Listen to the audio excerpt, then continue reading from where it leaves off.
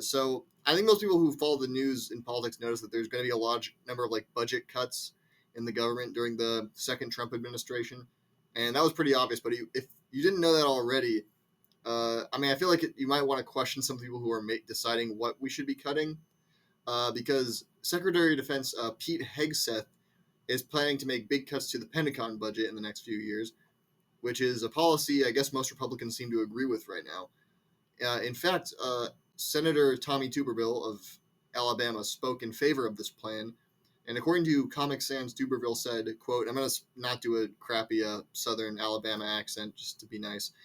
I wouldn't be against them taking it from a pentagon to a trigon. Cut a couple sides off of it. Okay, I get the joke he's making, but, a trigon? I wonder if there is a word for a three-sided shape. I mean, there might be a triangle, I think. Yeah, these are the guys who are deciding how we're going to run the country, which is a bit disturbing. And it's people who couldn't even pass kindergarten geometry. So, yeah, cut a couple sides off. I mean, again, I know what he meant, but still, it's just kind of ridiculous. And most of them are so old, they probably don't even remember what things were like when they were going to school. So maybe it makes sense. I don't know. It's been long enough. They're cramming their minds with much more important information, I guess, so they forget what they learned in kindergarten. But, I mean, what's also kind of funny about it is, I don't even disagree with the aim of reducing military spending or anything like that. It's good, considering how much America spends on the military, especially compared to other countries and how ridiculous it is.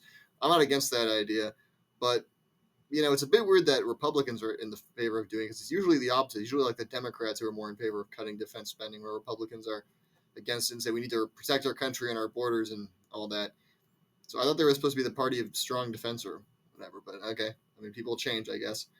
But I don't know. I mean, if we're gonna do it though, I think the fair thing is to say let's be smart about it, and calling a triangle a trigon should probably be a disqualifier when it comes to running the country.